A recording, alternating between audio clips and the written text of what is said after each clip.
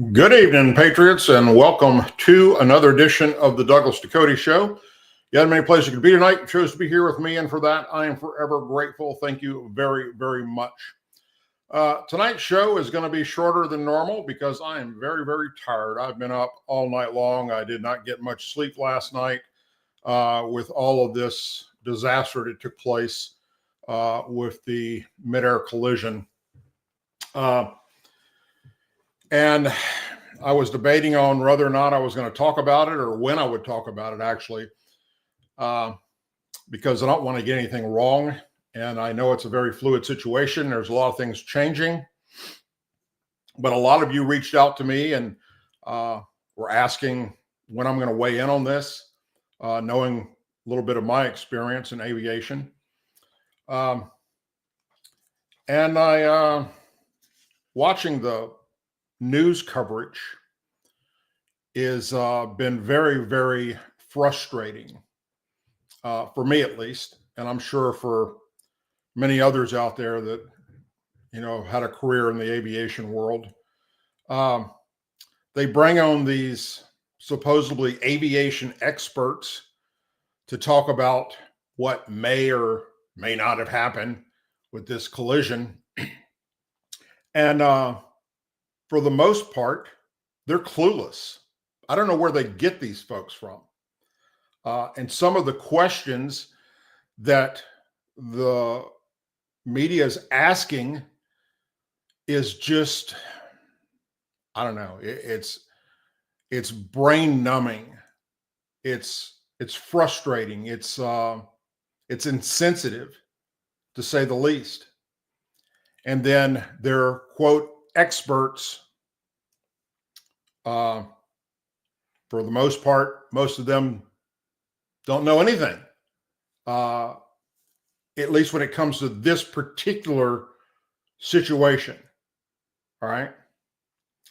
So that made me decide that I'm going to go ahead tonight and just kind of dive into my personal belief about what I see happening. As most of you know that follow my show, I've spent all of my adult life, as well as my teenage life, in aviation. I soloed my first airplane when I was 14 years old in 1976. So that was 49 years ago. My youngest son is a pilot for American Airlines, and he used to fly the CRJ 700, which is the same aircraft that was involved in this incident with the Army Black Hawk helicopter. Today, though, he flies the 737 for American Airlines.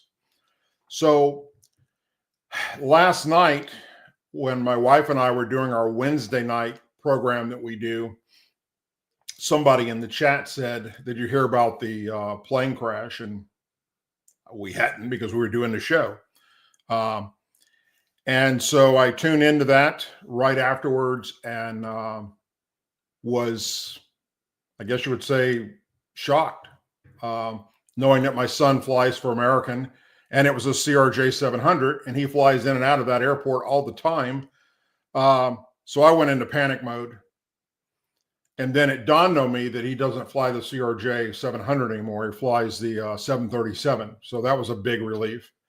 And of course, I sent him a text message right away, and he responded back. And he had information.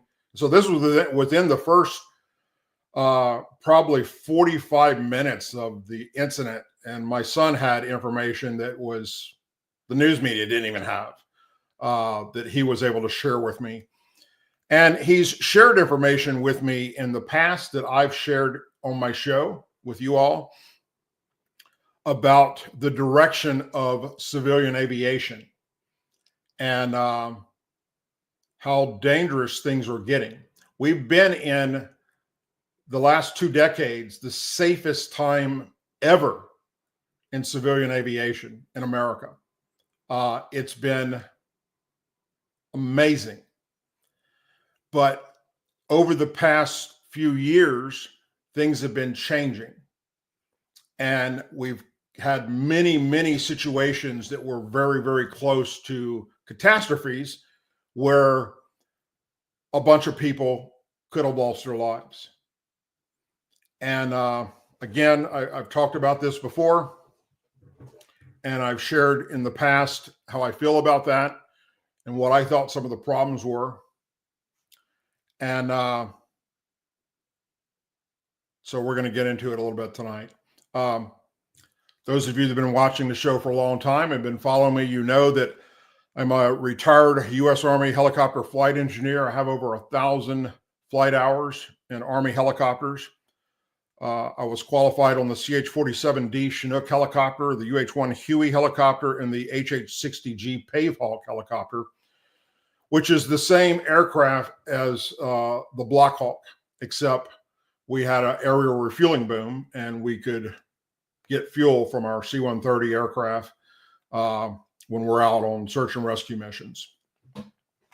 I have over 200 hours of night flying under MEGs, night vision goggles. That being said, I'm not an expert by any means, but have lots of experience in the world of aviation. I will talk about this tragedy and give you my personal thoughts of what I believe is the culprit behind this horrible midair collision and crash, while at the same time doing my best to be respectful of the investigation being conducted by the U.S. Army, the FAA, the National Transportation Safety Board, NTSB, and the families of those that lost their lives. I want you to keep in mind that this is an ongoing and very fluid situation. And I can only give, and I will only give, my personal thoughts based on my real life experience. But I'm not a member of the FAA. I'm not a member of the NTSB. And I'm obviously not currently in the Army today. And over the years, things change in aviation, just like they do in all fields. But in aviation, particularly, what is standard procedures today, when I was in Army aviation, is totally different. I mean, we did things back in my time that you'd be court-martialed for today because it goes against all rules and regulations. So I left Army aviation when I retired in 2004. So I've been out a while. I went in 85. It was a wonderful career. If I could do it all over again, I would. Not under what we've been witnessing for the past 4 years, the way the military has changed things up. But it was a wonderful career, and it's something that I'm very proud of. I've experienced some very scary situations. I've been involved in not only a helicopter crash, but also an airplane crash. So, and I've had to get out of an airplane because it was crashing. Again, I'm only going to talk about my personal beliefs, and I want you to keep in mind that that's all this is, based on what information I have, which is pretty much the same information that probably you have as well, with the exception of being able to talk to my son, and then, of course, being an former Army aviator and understanding how this all fits together. All right. So there's a lot of stuff going out there right now that is just not true. And a lot of people are confused. The biggest question is, how in the hell is this possible? Why did this happen? And in due time, that's all going to come out in the investigation. But I will share with you my personal thoughts and beliefs from what I know, my training, my experience, which is pretty much the same today as it was when I was doing it. A little bit has changed, but not much. I mean, aviation is it's a dangerous career. We get up, we strap on that aircraft, and we go out and we do what we do. And we know that this could be our last flight, and we may not come home to our family. That is an inherent risk that we all take because we love aviation. And the pilots of the American Airlines aircraft and the flight attendants and the Army aviators, they are the same way. They know that what they're doing is dangerous. Now, it's improved through the years drastically. I mean, back when I was growing up, well, we had planes crashing all the time. Civilian aviation planes going down on a regular basis. And that's changed a lot. So this is the first really major aviation crash in America going back really to 2009, since we had something really drastic take place that took a lot of lives. So that in itself should explain to you how safe it is when everything is going according to plan. And when you're following the rules and regulations and everybody's on the same sheet of music. And that is the pilots, the crew members, and air traffic control. All right. And that's where this keys in tonight. So the first thing I want to talk about is you've all heard a lot, I'm sure, if you've been following this story, about NVGs, night vision goggles. And the news media stuck on, were they flying under night vision goggles, night vision goggles, night vision goggles? I mean, I've heard that 1,000 times today. Let me explain to you about night vision goggles for those of you who don't know what these are. They mount onto our helmets and they flip down, and it's like a set of binoculars basically. And it allows you to see not very clear, not like you can with the naked eye, but allows you to see through the dark in a green atmosphere, basically. You're limited on your peripheral vision. In other words, when you're looking through these, you're seeing basically that. Anything happening out here on either side, you're not seeing it unless you turn your head and look in that direction. Okay? So that's the first thing that I want to make clear. The second thing is, when you're flying with NVGs, you do not wear them in the own position, looking through them, when you're flying over cities and you're around city lights. Why? Because it shuts them down. It doesn't allow you, it almost cuts your vision down about 50%. It's already limited as you're looking through them. And night vision goggles have come a long way, especially since I left. All right. But I'm telling you, based on the knowledge that I have from using them and what I'm still hearing about NVGs from people today that are serving and flying and using them. All right. Not much has changed in the NVG world. Okay. When you're using NVGs, when you take off at night to go fly, you typically don't have all crew members under those NVGs until you're away from lighted areas. And once you're away from lighted areas, then everybody can get under NVGs and you can practice flying and doing your crew duties wearing those goggles. You get ready to come back into a well-lit area and you flip them up, turn them off, don't use them. Some situations, they will have one pilot, even in a crowded area with lots of lights. One pilot will have them on, using them. The other pilot will not because of the lights. The guys in the back, same way. crew chiefs, flight engineers. So that's the basics of night vision goggles. In this situation, we don't know what their standard operating procedure was. We're going to know that in the Army's part of their investigation. And Army aviation is different than civilian aviation in a lot of ways, which I'm not going to go into tonight because it gets very, very technical and we do things a whole lot different. For instance, you've probably heard the news media talking about the black boxes. Once they recover the black boxes, we'll know more about what happened. No. Number one, the Black Hawk doesn't have a black box. Army helicopters don't have a black box. Only civilian airliners have these.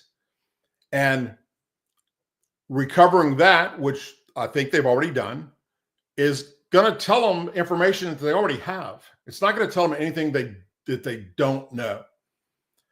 It records the airspeed.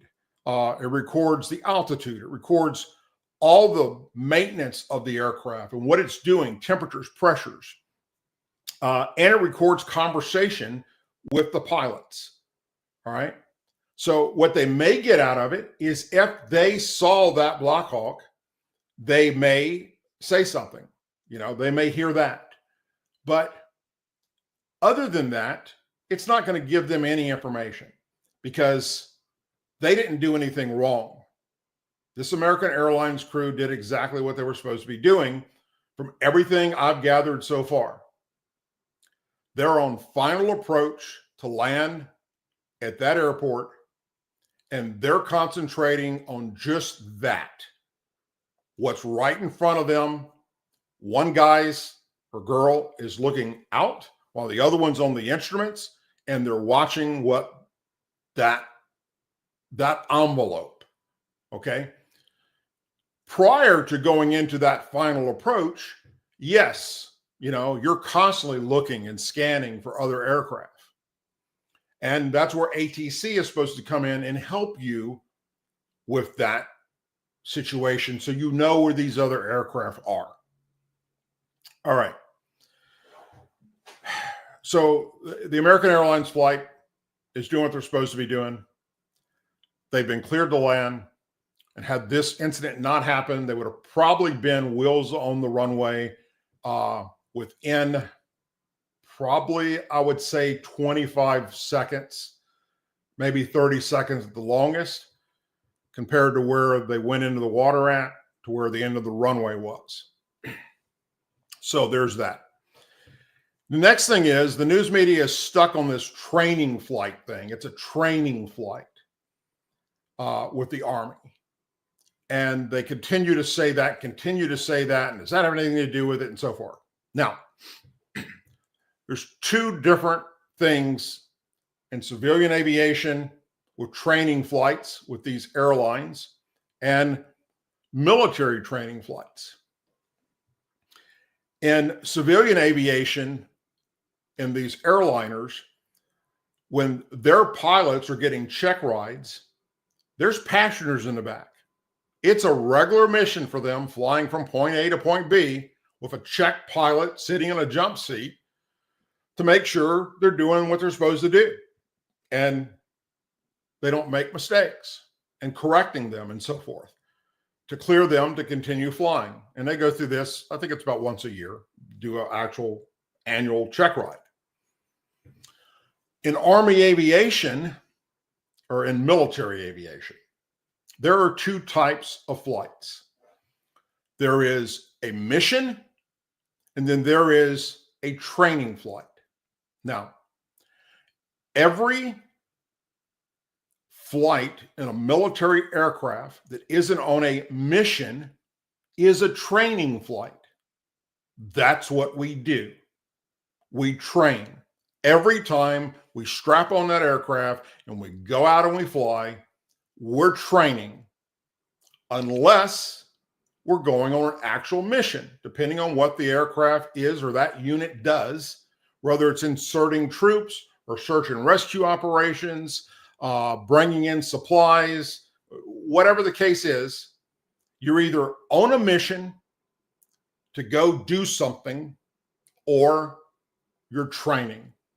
And we train and we train and we train. And then there is the check rides, where the pilots have to prove that they're, up to speed. And that's what this was. This Black Hawk crew was on a check ride.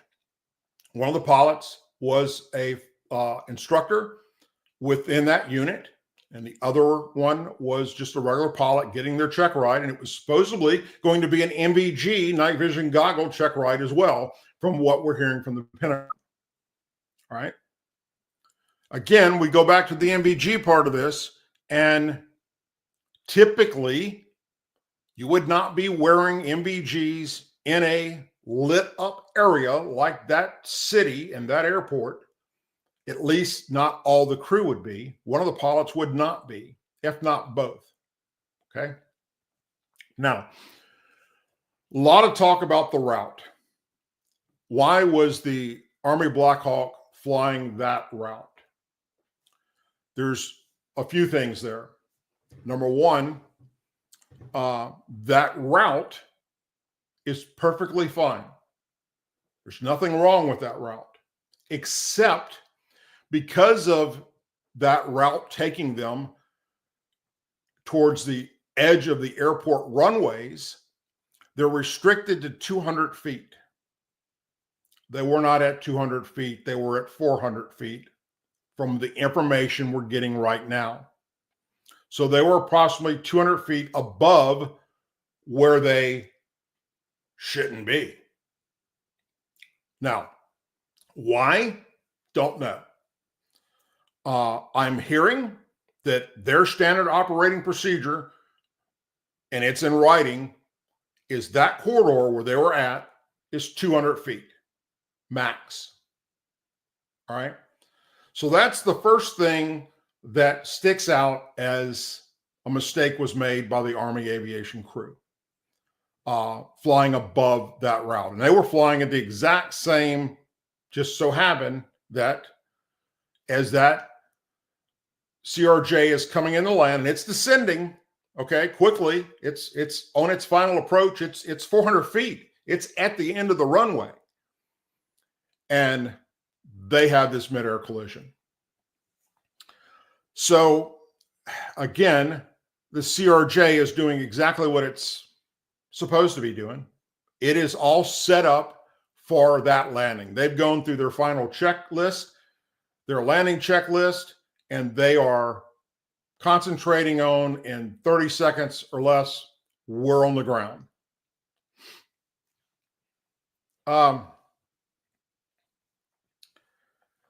Now let's talk about air traffic control.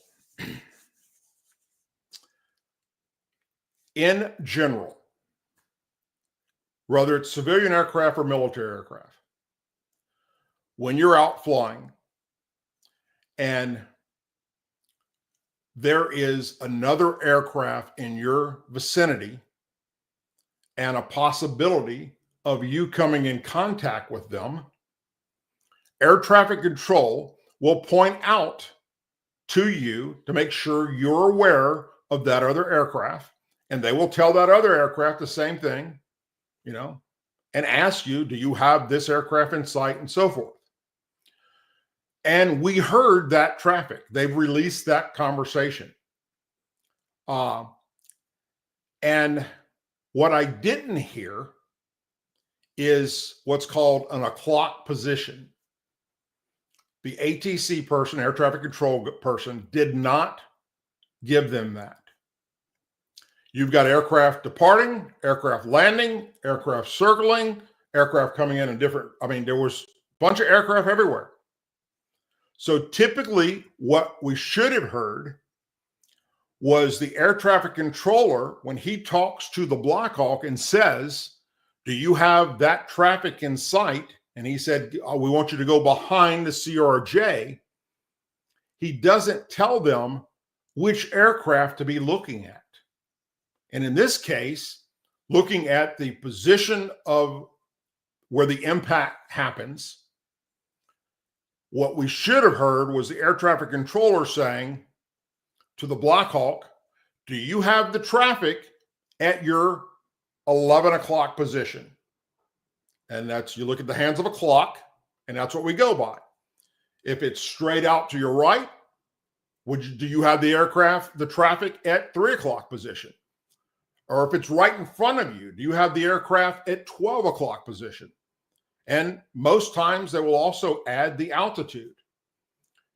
And then you respond back. In this case, the ATC person did not say that.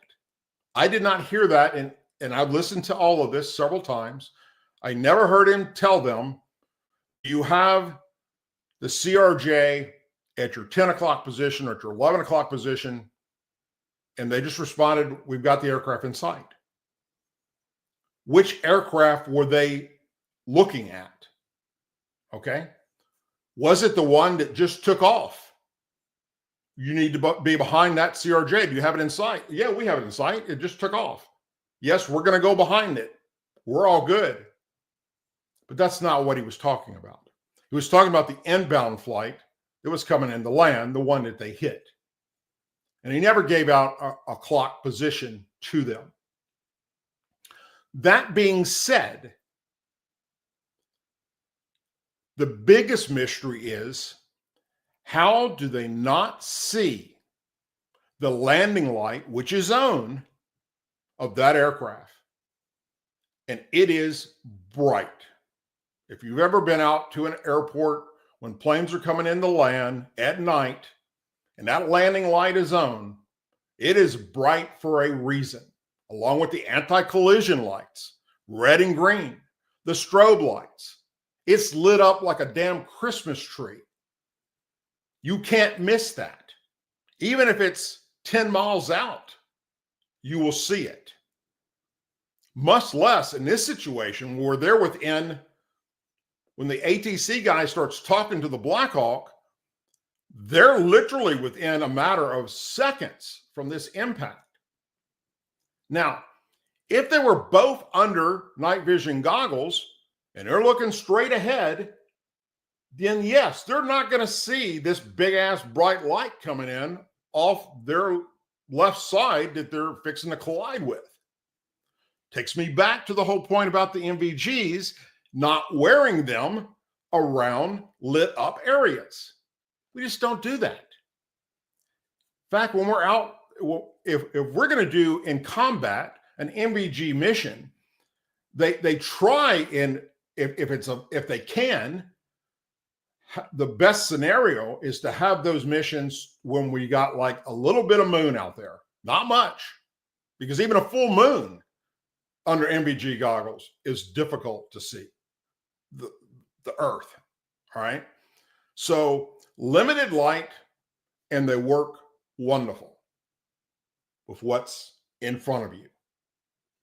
So if they find out that both these pilots, when they recover them, that their goggles were down, that's a problem. That's a standard operating problem,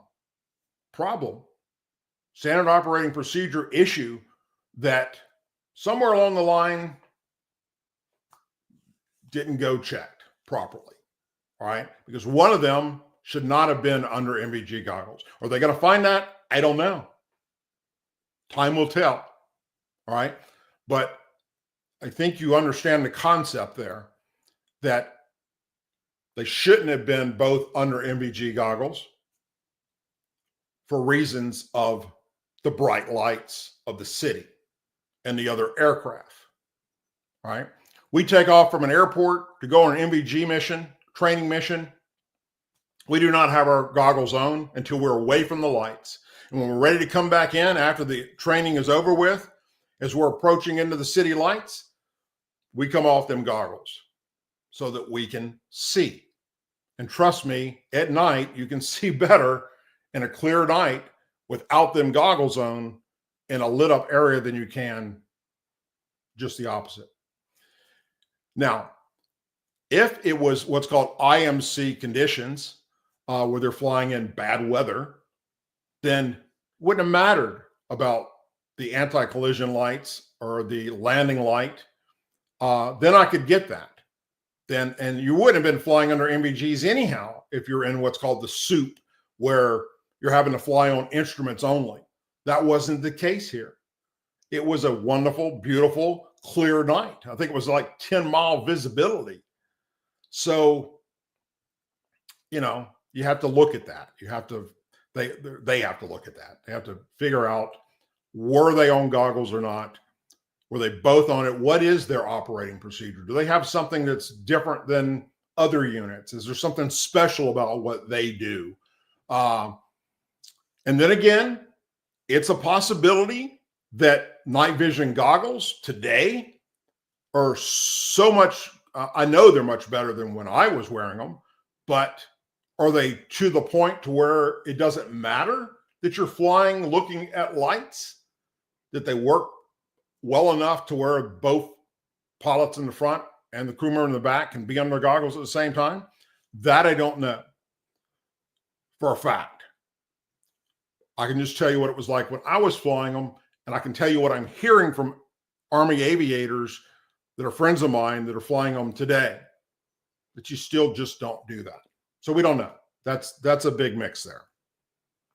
The next thing is the air traffic controller not only does not give them an o'clock position to make sure they're looking at the right aircraft so they don't fly into it, but that air traffic controller has the ability to see the height of that Black Hawk.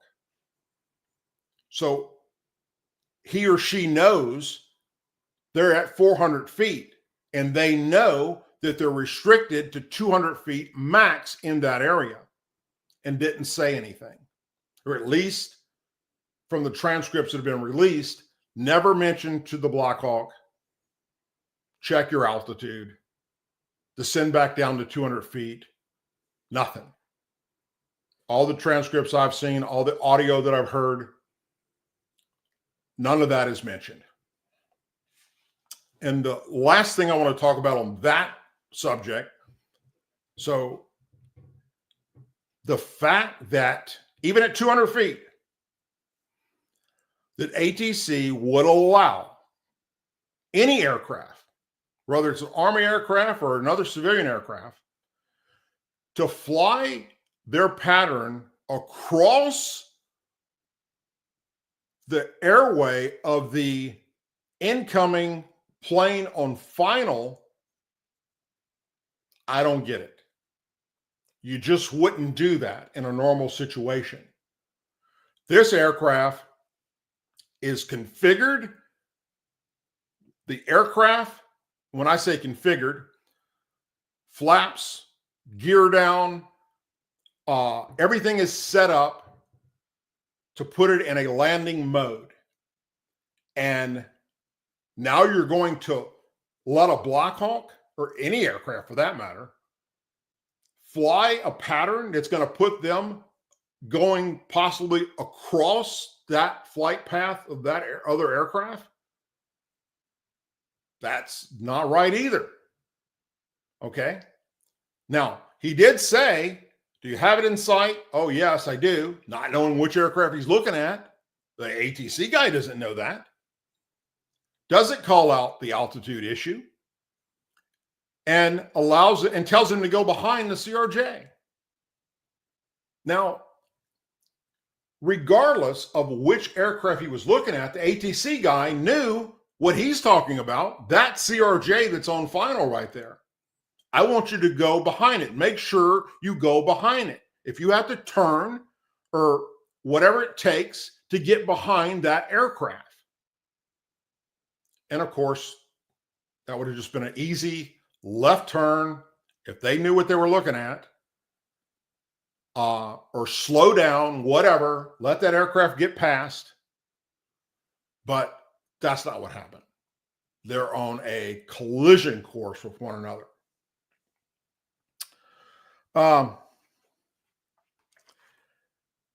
The landing aircraft has the right of way. All right. Nobody else does. They have the right of way. They're configured to land that aircraft. Anything they do in that configuration, other than adding power to those engines, could cause a crash. When they're configured like that, with their flaps down, gear down, they're coming in, they're flying slow to get down on the ground, and they have to make immediate left turn or right turn without throwing power, they're crashing. And that's not what happened here. They continued the glide slope they were on, the aircraft configured for that landing, and they get hit by this Black Hawk. Another thing that's come out tonight, or in the last few hours, is whistleblowers from air traffic control that are saying that that particular tower and many others across this country are understaffed. They do not have enough air traffic controllers. And what we're hearing now, all the news media is reporting it, whether or not that's true or not, hear me out, is that the air traffic controller that is talking to that Black Hawk is doing 2 different air traffic controller jobs, not one. In big airports like this one, Ronald Reagan, you have air traffic controllers for all kind of different things. You have one that just does what's called ground. And they give taxi instructions. They're looking out the tower at the aircraft, telling them where to taxi to, which runway to go to, all that kind of stuff, to get them safely to and from that runway. Then they're given a frequency to switch to for their tower and or departure frequency that they talk to another air traffic controller just for that. And then once they get in the air, they're going to be handed off to a different controller. Same thing with coming into land. You're going to have a landing controller. And then once you're on the ground, you're going to switch frequency over to the ground controller. All right. So there's all these different, and there's many more. I'm just going to leave it simple at that. There's many more different ATC positions. And what we're hearing is in this situation, this guy was overworked and underpaid. Now,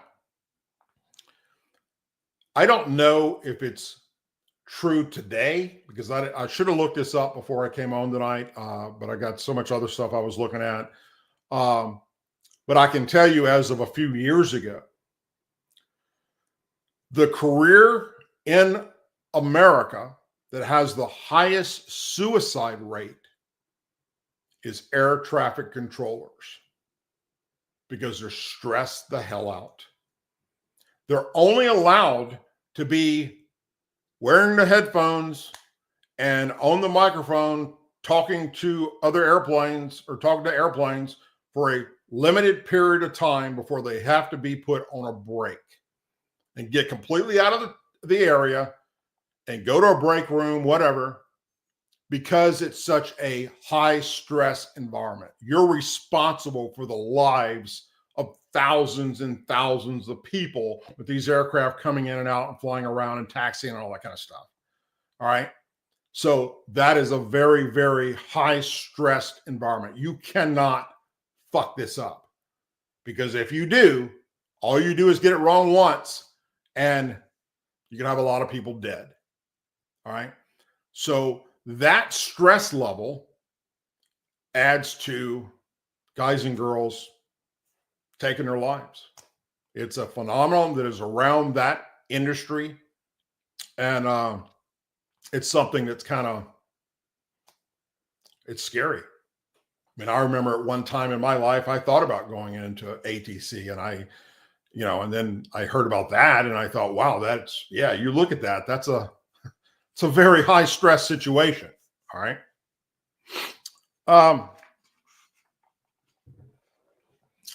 And the last thing I want to say about the ATC, and I talked about this several times over the past year, right here on this program. is the DEI hires. Donald Trump brought that up today in a press conference, and the Democrats went batshit crazy. You know, why would you bring that up? That has nothing to do with it. No, bullshit. It does have something to do with it. When you're hiring people to be air traffic controllers or policemen or firemen, any profession that's dangerous, and you're hiring them based on their sexual orientation and the color of their skin over their experience and their education, there's a problem there. And that's why Donald Trump wants to do away with all this DEI bullshit. And we know for a fact that the FAA has been allowing air traffic controllers to hire people based on DEI. And it's not just them. There are other airlines doing it too. And I talked recently, last year, probably around the middle of the year, I did a program where I talked about United Airlines is hiring people based on DEI. And they have a whole section on their website. Go check it out. I'm sure it's still there unless they recently took it down, where they are hiring people based on sexual orientation and skin color and race. That is bullshit. That's going to get people killed. Now, was this air traffic controller hired based on that? No clue. Donald Trump has no clue. All right. But he's correct by saying that this is a problem in the industry. And it is a problem in the industry. And I brought this up and I've talked about this in the past. You can't hire people in stressful jobs and jobs that are life and death based on sexual orientation and whether they're Black or Hispanic or Muslim. Or this DEI thing is going to get people killed, and it's doing that. So that's going to come out as well in this investigation. I am sure and confident about it. All right. So let me tell you a little bit about what we know so far. We know that the Army has confirmed that there were 3 soldiers on the Black Hawk, pilot, a check pilot, and the crew chief in the back, which was a staff sergeant. We know that they were from the Bravo Company 12th Combat Aviation Battalion based out of Fort Belvoir, Virginia, which is about 20 miles south of Washington, D.C. The unit's primary mission is to transport senior U.S. military officials, like to and from the Pentagon and to other military bases, as well as members of Congress, VIP type missions. All right. That's what they do. The crew chief in the back was Staff Sergeant Ryan O'Hara. He was a father of 1 and married. The 2 pilots have not been identified yet, pending next of kin notification as of when I came on tonight.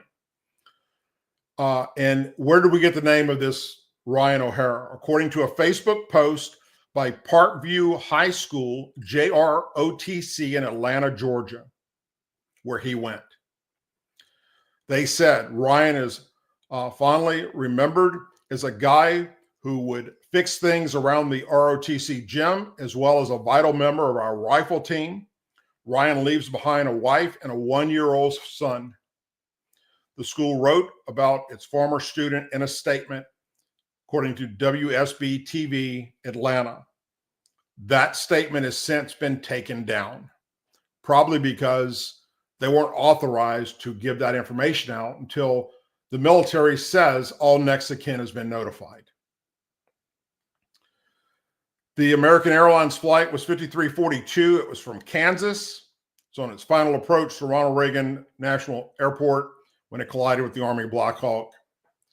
There were 67 people total. That includes the pilots and the flight attendants, as well as the passengers.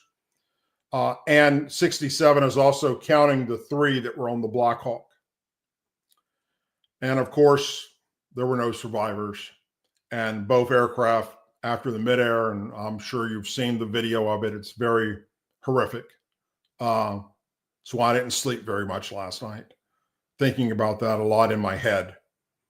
They crashed into the Potomac River, which sparked a massive search and rescue operation, which was hampered by high winds, cold temperatures, and the divers having to go in the water in 42 degrees, which made it very challenging. Not to mention it's at night, and they're having to basically feel around for these bodies and not get cut up in the wreckage, caught up in the wreckage, or injured in that situation, that diving situation. I'm a certified PADI scuba diver. I've never dove on a rescue operation like this. My hat's off to these men and women that do that. That's a special person that does that. And it was very shallow water.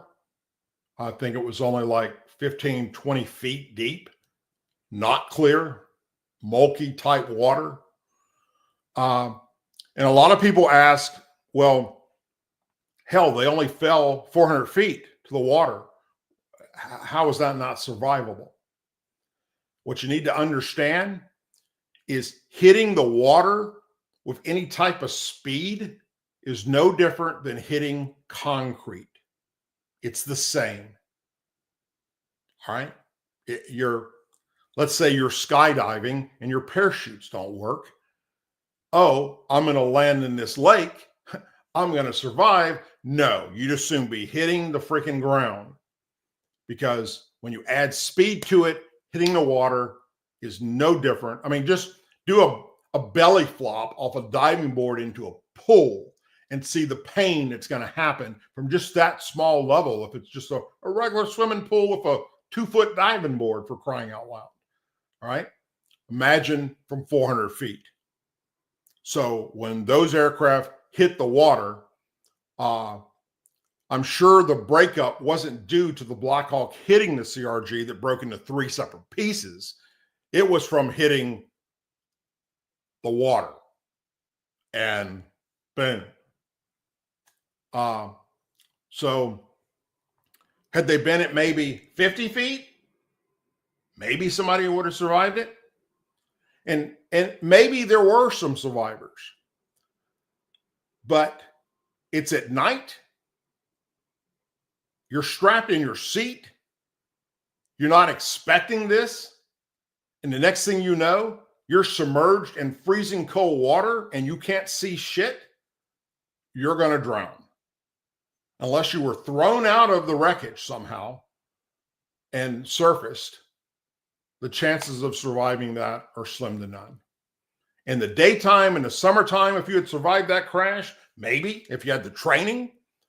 The military crew has the training. We go through what's called dunker training, where they have this mock aircraft that they strap you into, and they lower it into a pool and they turn it upside down, and you're wearing goggles that are darked out to where you can't see, and you have to learn how to feel your way out of that aircraft. And they have this thing called an Eats bottle that you have in your flight vest, where you can put that in your mouth, and it gives you probably about a good 30 breaths of oxygen, enough to get out and survive. But in this case, that wasn't going to happen. All right. So, in summary, there are several things here. One, there is a huge problem with air traffic control. That's been growing for a long time. And there were many mistakes made from everything I've seen and heard with the release of these tapes that wasn't said and done by the air traffic control. And if it is true, in fact, that the standard operating procedures for that area for helicopters is 200 feet, then these pilots made a mistake by flying at 400 feet. Again, That's all going to come out in the investigation. The Army's going to do theirs, which is separate from what the NTSB is doing, which is separate from what the FAA is doing. And they're all three going to get together and they're going to combine it together and figure it all out. And we might not get the actual answers to all these questions for 6 months, a year, might even take longer than that in some of these cases that happen. But the preliminary report will probably be out in 30 days or less. And that's going to be based on just the evidence that we do know. And I'm sharing with you tonight, or I shared with you tonight, that evidence that's been released that I, as a former Army aviator, has already gotten. And I see a problem. I'm not blaming anyone. That's going to be up to these investigations to determine who's at fault here. But I can just about 99.999% tell you the problem does not lie on the American Airlines CRJ 700 crew. The problem is going to be between the Army and the air traffic control. And it's very disheartening to listen to the air traffic control talking to that Black Hawk and not giving out things or saying things that they should have been doing. And then you go back to the workload and you go back to understaffed, and that's how accidents happen. All right.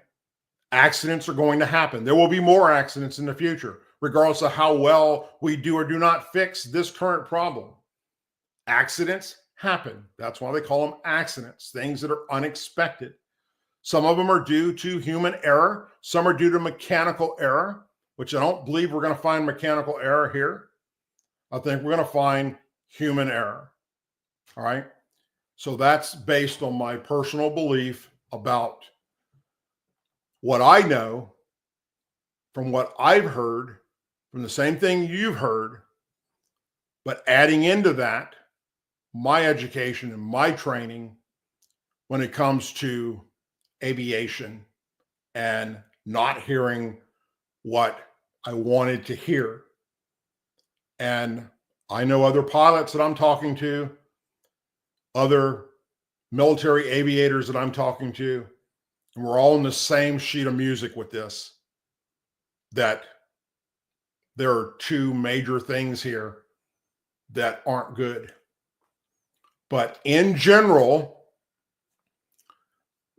the fact that the Black Hawk was flying where it was flying is normal operating procedure. And they fly at 200 feet for a reason.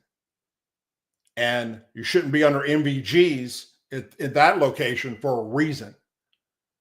And the air traffic controller should have been giving them directions and information about the other air traffic information that they didn't give them. So, not putting the blame in any direction other than telling you what I'm hearing and what my education and my training tells me about this entire scenario that I've witnessed, just like you have, from listening to the news. So, to the families out there, my God, I'm so sorry.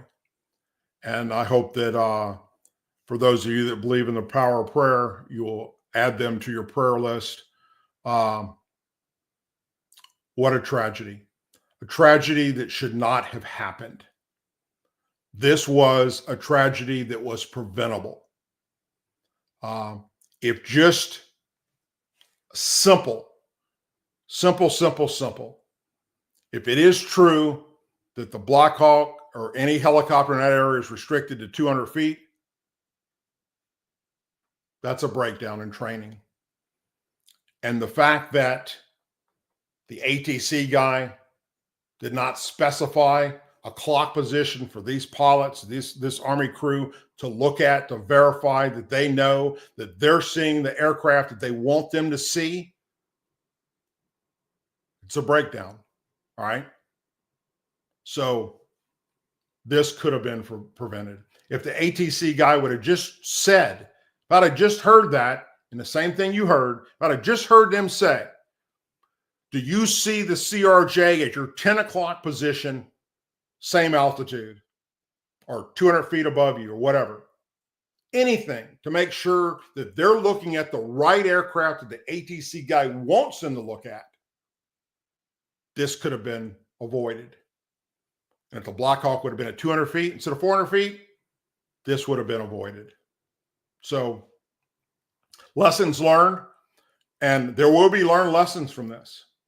Not much for American Airlines, but there will be learned lessons from ATC, and there will be learned lessons for the Army and for military aviation in general. And that's how changes are made from accidents.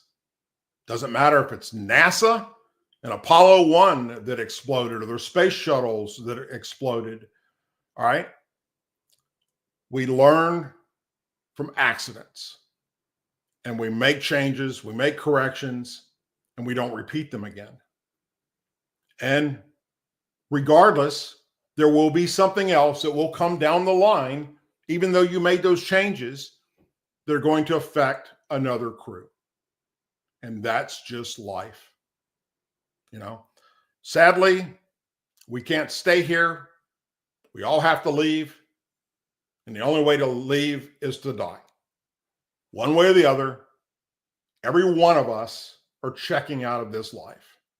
And hopefully there's something else we go to later. If you believe in that, you know what I'm talking about. Anyway, whatever you're doing this weekend, I hope that you're safe. We have a Ducote reunion that we're going to Saturday night. We're getting together with what's left of our family. There's not many of us in the Ducote side of the family, immediate family, that's around anymore compared to our reunions in the past. As we get older, we pass away. But we're going to be doing that Saturday. We're going to take the boat out Sunday, but we may not be done with the cold weather. And I've already winterized the boat and the engines, so I don't want to mess with that and have to do that all over again. So we're going to wait on that. Although we're going to have temperatures in the 70s, and Sunday it's supposed to be beautiful here for boating. So we'll just do something else on Sunday. So be safe, whatever you're doing this weekend. If something breaks or something's of importance, I will come out and do a show about it, or a live show about it. I did not do a live show about this because there were too many unanswered questions. And I'd rather not talk out the side of my ass about something without having at least some of the facts. And what I share with you tonight is enough facts, I believe, to have come on here and talked about this tragedy. So more to come as we move forward. Hope you will join me next Tuesday for another live version of the Douglas Ducote Show. As always, please say a prayer for our men and women serving in the United States military, our veterans, our law enforcement officers, our first responders, their families, our angel families, and our blue and gold star families in our country. May God bless the United States of America. May God bless each and every one of you. And please, please add the families of those that were involved in this tragedy to your prayers. Thank you. God bless you all. And I'll see you next Tuesday. Good night, everybody.